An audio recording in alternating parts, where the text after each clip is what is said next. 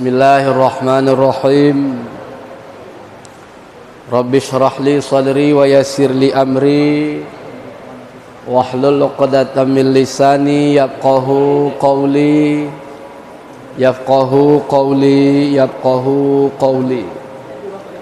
Assalamualaikum warahmatullahi wabarakatuh. Alhamdulillahilladzi arsala rasulahu bil huda wa dinil haqq liyudhhirahu 'alad dini kullih wa kafa billahi shahida. Asyhadu an la ilaha illallah wahdahu la syarikalah wa asyhadu anna sayyidana Muhammadan abduhu wa rasuluh la nabiyya ba'dah. Allahumma salli wa sallim ala sayyidina Muhammad ibn Abdillah wa ala alihi wa sahbihi wa mawalah. Amma ba'd. Qala Allah ta'ala fil Qur'anil Karim. Bismillahirrahmanirrahim. Laqad ja'akum rasulun min anfusikum azizun alaihi ma anittum harisun alaikum bil mu'minina raufur rahim. Fa in tawallaw faqul hasbiyallah la ilaha illahu alaihi tawakkaltu wa huwa rabbul arsyil azim. Sadaqallahul azim. Pertama sekali kita senantiasa bersyukur kehadirat Allah Subhanahu wa ta'ala. Pada malam ini dengan izin dan karunia Allah pastinya kita dapat berkumpul bersama di Masjid Agung Nurul Ma'mur yang kita cintai ini, berkumpul bersama dalam tali kasih sayang antara pemimpin dengan yang dipimpin, antara ulama dengan yang dibimbing, antara masyarakat dengan masyarakat lainnya, dalam satu acara yang mulia, yaitu peringatan kelahiran Nabi besar Muhammad sallallahu alaihi wasallam. Mudah-mudahan sebagaimana Allah kumpulkan kita pada malam ini dalam kasih sayang Rasulullah, maka kelak kita semua hendaknya dapat berkumpul bersama, berjumpa dengan Rasulullah dalam surga yang mulia, menatap wajah Rasulullah dan diridhoi oleh Allah Subhanahu wa ta'ala. Amin ya rabbal alamin. Salawat dan salam mari kita sampaikan kepada junjungan kita yang Allah kirimkan kepada kita, yang tujuan tidak lain tidak bukan adalah rahmatan lil alamin. Bapak Ibu yang mulia, penjabaran rahmatan lil alamin inilah yang harus selalu kita tanamkan dalam hati kita. Andai Rasulullah Nabi Muhammad tidak diutus kepada kita, Bapak Ibu yang mulia, andai kita masih berada dalam syariat-syariat Nabi terdahulu, tidak sanggup kita, Bapak Ibu yang mulia.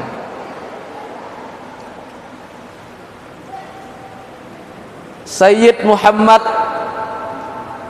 bin Alawi Al-Maliki Al-Hasani menjelaskan dalam kitab beliau Khasais Ummatil Muhammadiyah, keistimewaan umat Nabi Muhammad sallallahu alaihi wasallam. Di antaranya adalah dengan diutusnya rahmat dari Allah Nabi Muhammad untuk sekalian alam, maka kita bisa hidup senang, tenang dan bahagia pada hari ini, Bapak Ibu yang mulia. Bila umat Nabi Musa alaihissalam terdahulu ketika melakukan satu dosa, maka ampunan dosanya adalah menghukum bagian tubuh mana yang berdosa tersebut. Bila yang berdosa mata, maka wajib mata dicongkel. Bila yang berdosa telinga, telinga dipotong. Syariat bersucinya umat Nabi Musa, bila ada pakaian yang terkena najis, maka wajib digunting bagian terkena najis. Tidak ada bab taharah seperti kita umat Nabi Muhammad. Tidak ada cara mensucikan kain, pakaian seperti umat Nabi Muhammad di zaman Nabi Musa itu, Bapak Ibu yang mulia. Bayangkan kalau syariat Nabi Musa itu masih kita pakai hari ini, berapa potong kain satu hari yang harus kita potong. Tapi Rasulullah datang, syariatnya betul-betul rahmatan lil alamin. Yang terkena najis cukup kita sucikan dengan air yang mutlak. Suci lagi menyucikan, menghilangkan rasanya, warnanya dan bau najisnya. Selesai, dipakai lagi sholat, ibadah dan sebagainya. Hadirin yang mulia, umat Nabi Musa bila melakukan dosa di malam hari, maka keesokan harinya dosa itu akan diperlihatkan oleh Allah Subhanahu wa taala kepada setiap manusia. Jadi bayangkan bila kita seperti itu, hadirin yang mulia, malam ini kita berdosa, maka besok tetangga kita, saudara kita, famili kita bisa melihat langsung di depan pintu kita tertulis, tadi malam yang namanya Khalidin berdosa ini. Tertulis di pintu kita, Bapak Ibu yang mulia. Tapi kita umat Rasulullah tidak. Allah sembunyikan aib kita. Allah sembunyikan cacat kita. Kita bersembunyi di balik kemunafikan kita, Allah tidak buka itu. Hadirin hadirat yang dimuliakan oleh Allah. Maka Allah, Rasul mengatakan dalam hadisnya, Allah itu maha pemaaf, illal mujahirun, kecuali bagi orang yang suka menampak-nampakkan maksiatnya. Oleh sahabat ditanya, ya Rasulullah, wa manil mujahirun, siapa itu orang mujahirun yang menampak-nampakkan dosanya, menampak-nampakkan kesalahannya? Rasul mengatakan, orang yang berdosa di malam hari, lalu di pagi harinya dia dengan pedenya bercerita kepada saudaranya, tadi malam saya begini. Kalau mujahirun, Bapak Ibu yang mulia, maka tak ada maaf dari Allah. Illa taubatan nasuha, kecuali dengan cara taubat nasuha. Tapi kalau kita bersalah di malam hari, malu kepada Allah Subhanahu wa taala, Allah juga malu membuka aib kita. Namun hari ini, Bapak Ibu yang mulia, terkadang ada sebagian orang yang tidak malu lagi dengan dosa itu, bangga dengan dosa itu, diposting di Facebook, ditayang di status, dimuat di foto profil dan lain sebagainya.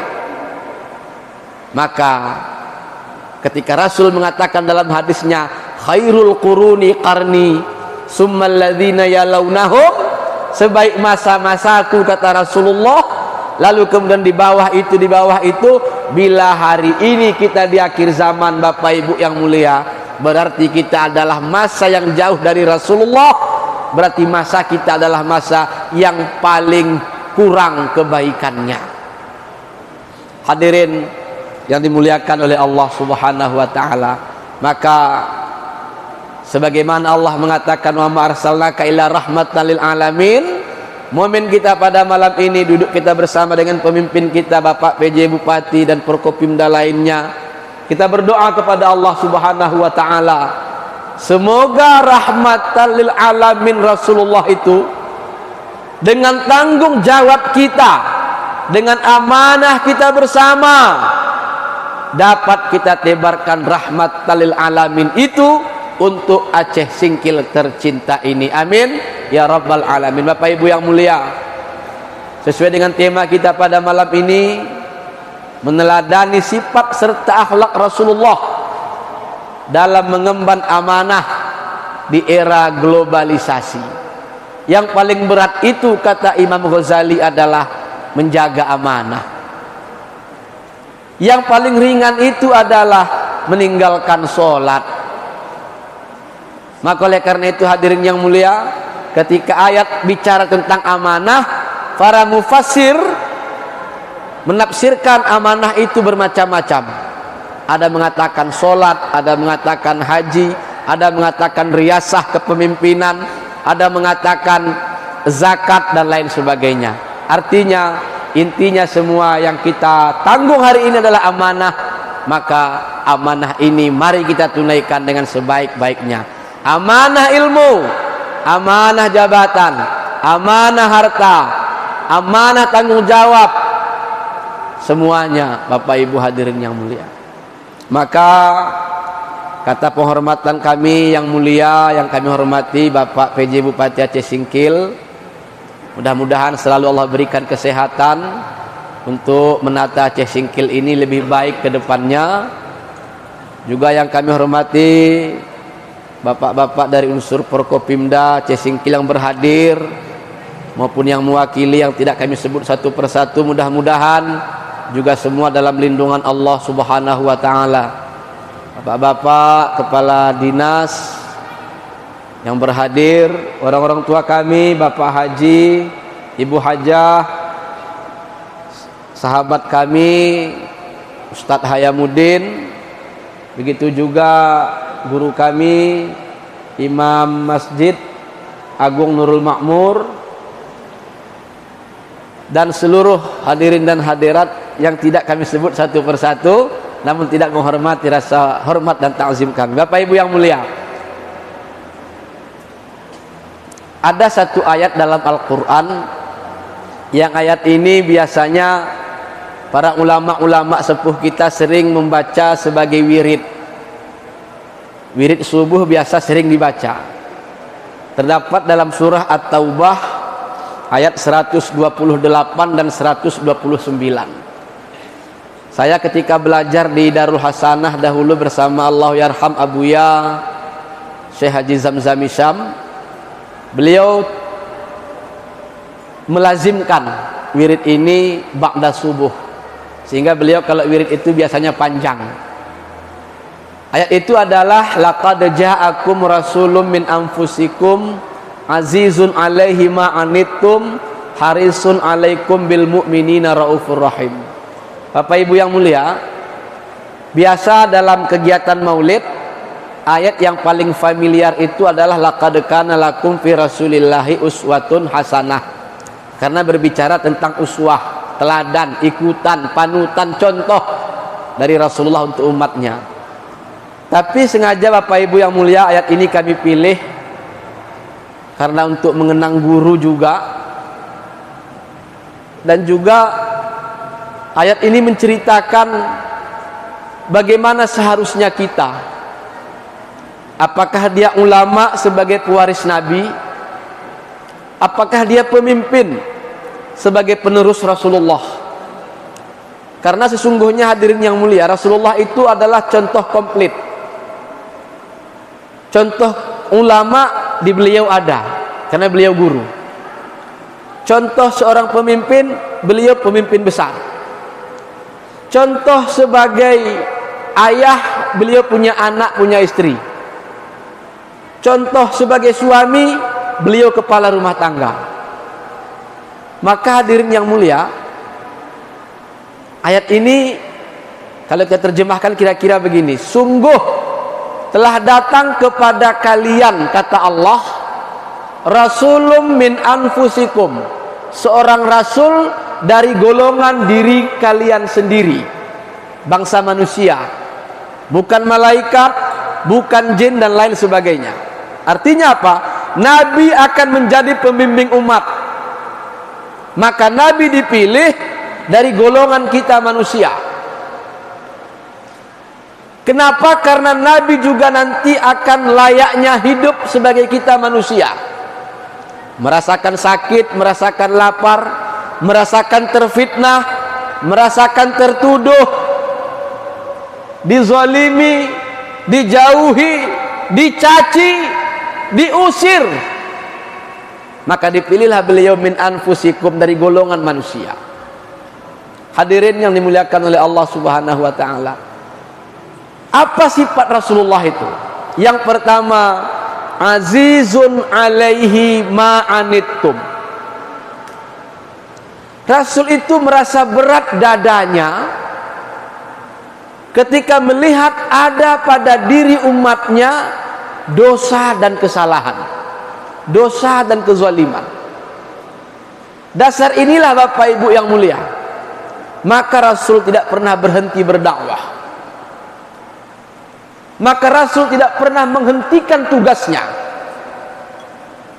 Ketika beliau dipermalukan oleh Abu Lahab, ketika Allah menurunkan perintah wa anzir ashiratakal aqrabin, lalu turun perintah selanjutnya fasda' bima tu'mar, maka beliau kemudian memanggil orang-orang Quraisy, dikumpulkan di bawah bukit. Maka Rasul naik ke atas bukit. Ya ma'syara Quraisy, hai penduduk Quraisy, apakah kamu percaya kalau saya sampaikan berita bahwa dari belakang gunung ini akan ada musuh yang datang menyerang Makkah? Bapak Ibu, orang-orang Quraisy menjawab, kami percaya, karena kami tidak pernah mendengar sedikit pun kau pernah berdusta. Kami tidak pernah merasakan engkau berkhianat. Kami tidak pernah melihat pula selama hidup ini engkau menipu. Maka apapun yang kau sampaikan kami yakin. Bapak Ibu yang mulia, maka Rasul melanjutkan, apakah kalian yakin bahwa saya ini adalah seorang Rasul yang diutus oleh Allah untuk mengajak kalian semua mentauhidkan Allah, tidak mensyirikatkan Allah, untuk meninggalkan zina, meninggalkan mencuri.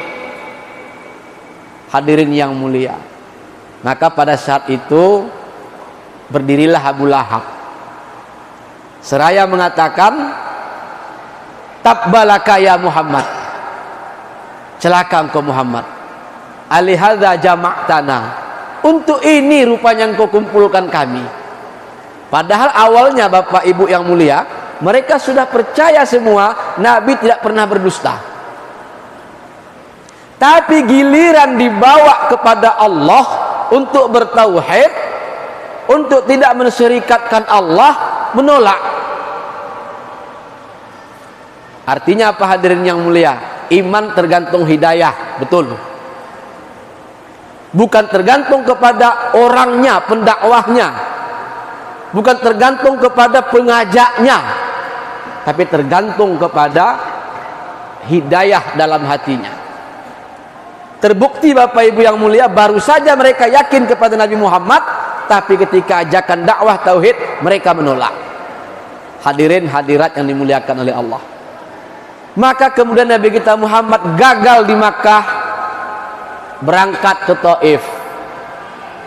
Dikumpulkan masyarakat Taif Bapak Ibu yang mulia, beliau berangkat bersama seorang sahabatnya.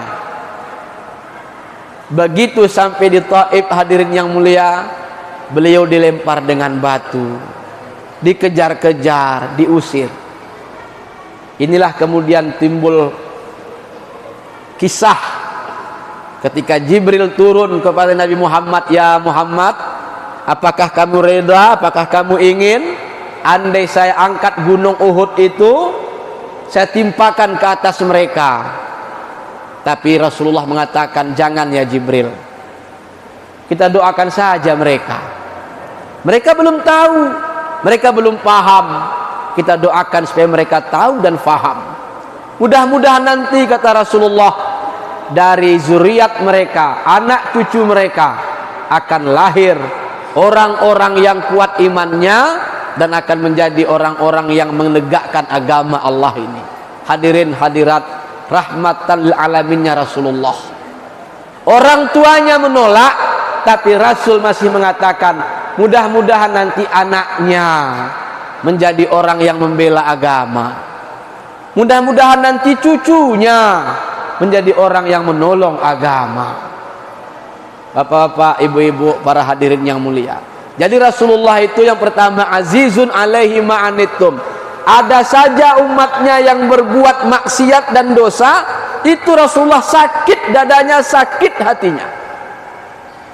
Maka inilah tugas sesungguhnya, hadirin yang mulia, pemimpin, ulama, ya seperti ini. Ketika dia melihat masyarakatnya jauh dari Allah, sesak dadanya. Ketika dia melihat muridnya jauh dari Allah, sempit dadanya, karena merasa ketakutan bagaimana nanti anak-anakku ini ketika disidang oleh Allah Subhanahu wa ta'ala. Ini disebut dengan kepedulian. Ini Bapak Ibu yang hari ini sudah mulai hilang, sudah mulai luntur, sudah mulai menipis. Maka mudah-mudahan momen Maulid Nabi malam ini kita pertebal kembali, ini kita perkuat kembali. Hadirin hadirat yang dimuliakan oleh Allah, insya Allah Aceh Singkil ini akan menjadi negeri baldah thayyibah wa rabbun ghafur, bila kita semua dalam hati kita seperti Rasulullah, azizun alaihi ma'anittum. Ketika ada generasi-generasi kita yang jauh dari Allah, sesak dada kita. Bagaimana mereka nanti? Ketika ada anak-anak kita yang tidak tahu mengaji, yang tidak pintar baca Quran, yang belum fasih tajwid dan makhrajnya, sesak dada kita. Bagaimana dia nanti menjadi imam untuk istri dan anak-anaknya? Maka kita berupaya, berusaha. Yang kedua, hadirin yang mulia, harisun alaikum. Nabi itu sifatnya sangat haris. Haris ini kalau kita terjemahkan loba, tamak. Tapi loba dan tamaknya untuk kebaikan. Sangat ingin, sangat gemar, sangat suka kalau umatnya berbuat kebaikan dan ketaatan, apapun diusahakannya. Bagaimana agar anak-anak kita bisa taat? Bagaimana agar jamaah kita bisa bertambah? Kita buat apapun, korbankan harta, pikiran, ide. Kenapa? Bukan kita untuk mencari panggung, mencari nama, tidak. Semata-mata harisun alaikum, senang melihat orang taat kepada Allah Subhanahu wa ta'ala. Fasilitasi ketaatan itu, fasilitasi kebaikan itu.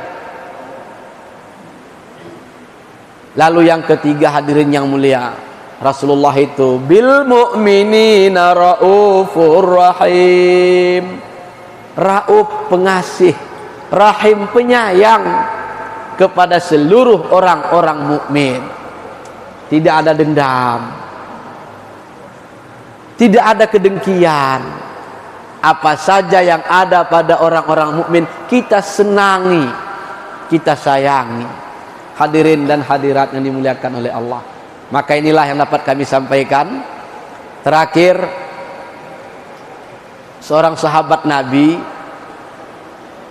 yang bernama A'rabi. A'rabi ini bertanya kepada Rasulullah, ya Rasulullah, akhbirni amalan yuqarribuni ilal jannah wa yuba'iduni minan nar.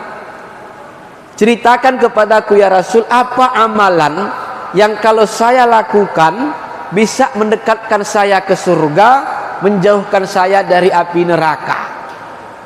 Maka Rasul menjawab, yang pertama kata Rasulullah, kalau kau ingin dekat dengan surga, jauh dari neraka, yang pertama, anta'budallah wala tusyrika bihi syai'ah. Saat kamu beribadah kepada Allah, jangan pernah engkau sekutukan Allah dengan sesuatu apapun.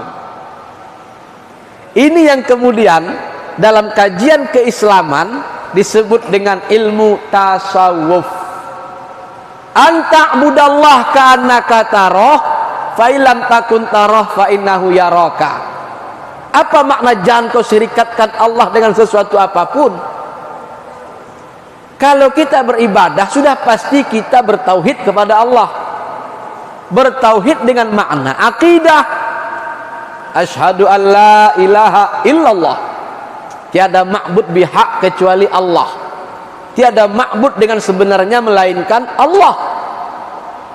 Tapi apa makna hadis Rasulullah? Wala tusyrika bihi syai'a. Yang kalau anak pesantren pasti paham. Wala tusyrika bihi syai'a ini dibuat huruf atapnya dengan waw. Berarti faedahnya mutlak jamak.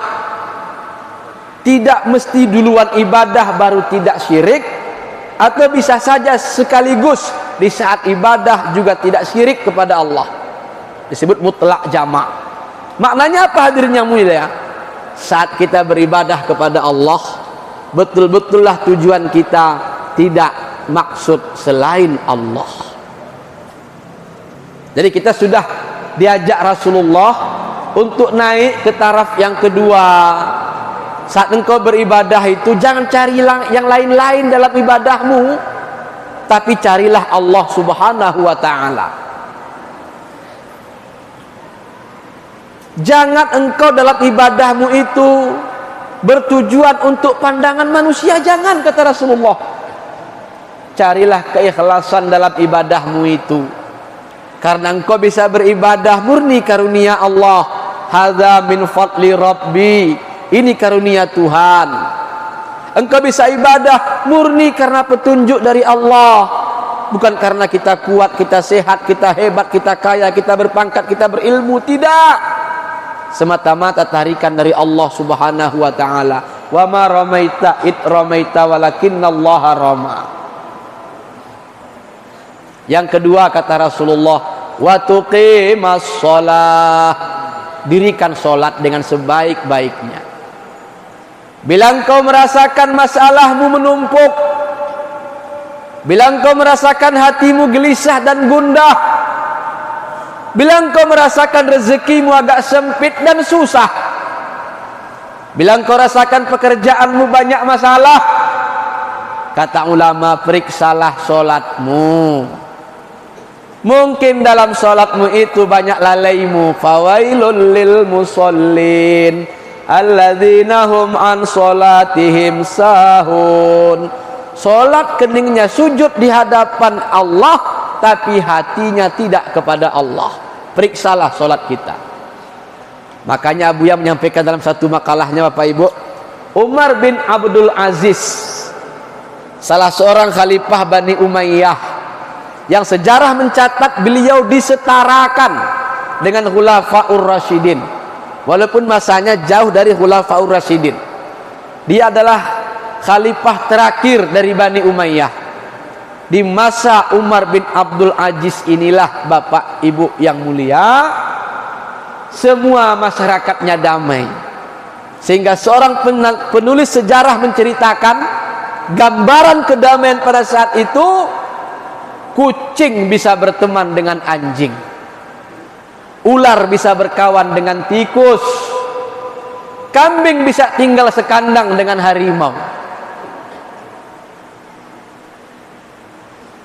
Kok masuk itu kini dapet lah itu barek sekandang pula harimau sama kambing, habis kambing. Tapi Umar bin Abdul Aziz bisa, Bapak Ibu yang mulia, saking waraknya, saking zuhudnya, dan saking amanahnya beliau.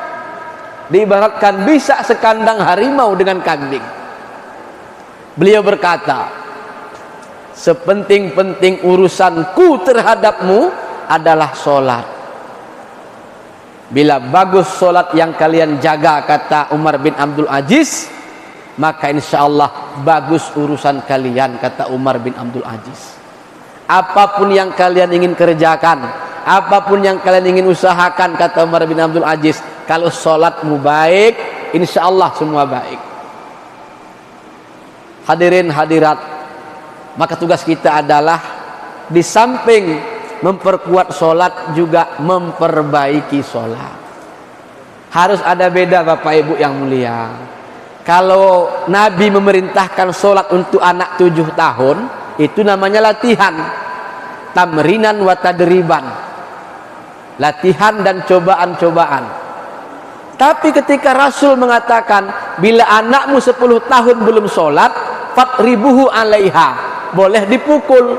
Ini artinya pengawasan. Boleh pukul, boleh keras. Tapi kita yang sudah 15 tahun, 25 tahun, 40 tahun ini,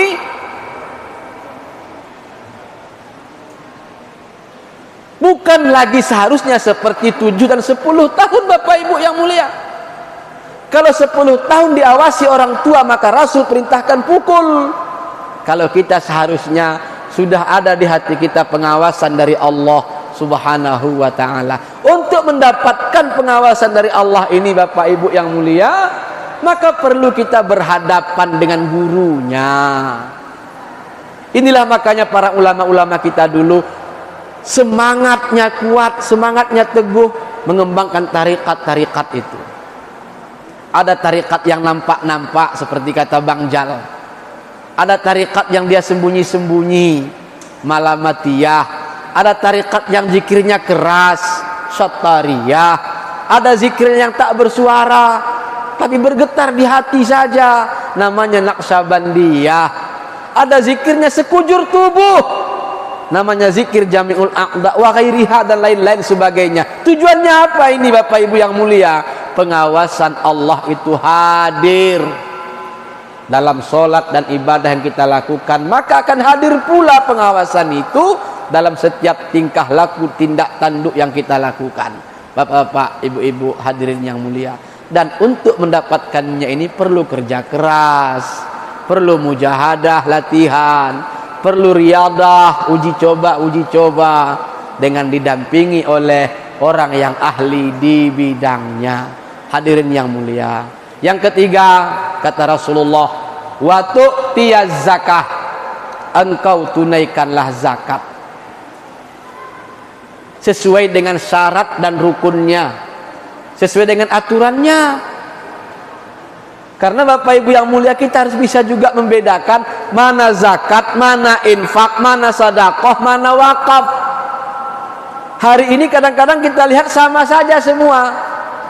Asal sudah cukup nisab haul hartanya, sudah bagi. Apakah begini zakat? Tidak, hadirin yang mulia. Agama mengatur zakat, penentuannya beda. Infak boleh bebas, wakaf terbatas penggunaannya. Maka jangan dicampur-campur baur, berbeda dia. Hadirin dan hadirat dimuliakan oleh Allah, zakat mustahiknya jelas, tak boleh keluar dari yang 8 asnaf. 7 sekarang ini, karena budak sudah tidak ada lagi. Tapi menurut ulama kontemporer, boleh kita alihkan asnaf budak itu kepada orang-orang yang sedang berjuang memerdekakan dirinya dari narkoba untuk rehabilitasi. Boleh, ada pendapat ulama seperti itu. Tapi kalau pendapat yang masih tradisional, menurut kita kitab klasik, hanya 8 asnaf ini, tak boleh dikembang-kembangkan ke yang lain. Fakir, miskin, gharim, mu'allab, budak, fisabilillah, ibnu sabil, wal amilina alaiha, amil yang mengurusi urusan zakat. Tak boleh keluar dari itu Bapak Ibu yang mulia. Hari ini kadang-kadang kita lihat orang tak paham tentang itu. Ambil duit, bagi-bagi. Apa ini zakat? Saya tanya, saya sebagai apa? Tidak ada sebagai ustaz. Tidak ada ustaz dalam asnaf. Jelaskan, ustaz fisabilillah. Jaleh juga sakit kayo Pak. Atau ustaz orang fakir, ini berarti asnafnya asnaf fakir, asnafnya asnaf miskin. Hadirin dan hadirat dimuliakan oleh Allah, ini kewajiban. Kalau tidak sesuai dengan aturan-aturan agama, maka tidak tunai zakat kita. Berhutang kita kepada Allah Subhanahu wa ta'ala selama belum terlunasi sesuai dengan aturannya. Terakhir kata Rasulullah, ingin kau dekat dengan surga, jauh dari neraka, setelah engkau beribadah tauhid yang benar, engkau perbaiki solatmu, engkau tunaikan zakatmu. Yang keempat kata Rasulullah, wa tasilar rahmah. Sambung silaturahmimu. Jangan pernah putuskan silaturahmi dengan siapapun, apalagi dengan kerabat kita, famili kita, keluarga kita. Maka Al-Quran mengajarkan kepada siapa kita lebih utama untuk memberikan infak itu. Yang pertama Rasul mengatakan adalah untuk kerabat dekat, zawil qurba. Setelah itu baru yang agak jauh-jauh. Kita terbalik hari ini Bapak Ibu yang mulia. Dengan orang jauh kita dekat, dengan famili kita bermasalah, dengan kawan kita mati-matian tapi bersaudara kandung, kita tidak saling bantu-membantu.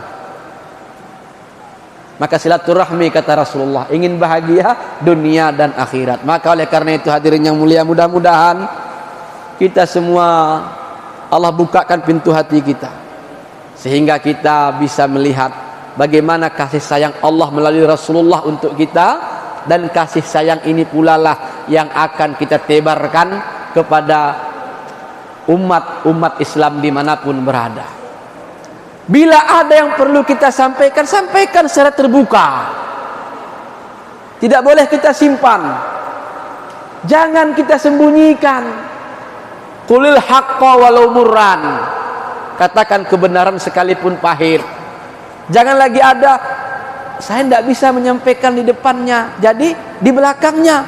Di belakangnya kita namanya mengupat. Bila ada perlu kita sampaikan, sampaikan. Maka Rasul mengatakan, hadirin yang mulia, seorang ulama besar mengatakan, Hasan Basri, idza azharan nasu bil ilmi, apabila manusia menzahirkan keilmuan, menampakkan ilmunya hebat, menampakkan ilmunya luas, menampakkan ilmunya luar biasa, tetapi wadayyaul amal, mereka menyia-nyiakan amal. Ilmu banyak, amal sedikit. Ilmu luas, amal kurang. Ilmu dalam, akhlak dangkal. Kemudian watahabu bil al-suni, mereka saling mencintai tapi dalam ucapan lidah. Ketika berjumpa seperti orang yang bersaudara kandung, lidahnya manis, saling cinta hanya di kata-kata. Watabaghadu bil qulub, tapi di hati mereka saling benci. Tapi dia tak nampakkan kebenciannya. Ketika berjumpa seolah-olah seperti orang yang bersahabat kental, tapi di belakang hatinya menyimpan dendam. Wa taqata'u bil arham, mereka saling memutuskan tali kasih sayang. Maka kata Hasan Basri, la'anahumullah, mereka akan diberikan kutukan oleh Allah Subhanahu wa taala. Sekurang-kurang kutukan itu adalah gelisahnya hati kita. Fa'asammahum, maka Allah jadikan mereka tuli. Fa'a'ma absarahum, Allah jadikan mata hati mereka buta. Na'udzubillah summa na'udzubillah. Maka hadirin hadirat yang dimuliakan oleh Allah Subhanahu wa taala, perbanyak zikir kepada Allah untuk kita mensyukuri nikmat Allah. Perbanyak salawat kepada Rasulullah sebagai tanda kita ingin mendapat syafaat dari Rasulullah. Dan yang ketiga, perbaiki hubungan silaturahmi dengan sesama kita manusia. Allah akan tarik, Allah akan berikan dan turunkan rahmat dan karunia berlimpah untuk kita semua. Amin ya rabbal alamin. Atas segala kekurangan mohon kami diberikan kemaafan. Terima kasih atas segala perhatian. Kepada bapak-bapak ibu sekalian, sebagai menutup acara pada kesempatan nanti ada doa dari Pak Ustadz kita, guru kita. Mari kita berzikir sejenak kepada Allah Subhanahu wa taala. Pertama sebagai rasa syukur seperti disampaikan oleh Bapak PJ tadi, kita dapat melaksanakan pilkada dengan damai, tenang dan tentram. Syukur kita kepada Allah, alhamdulillah.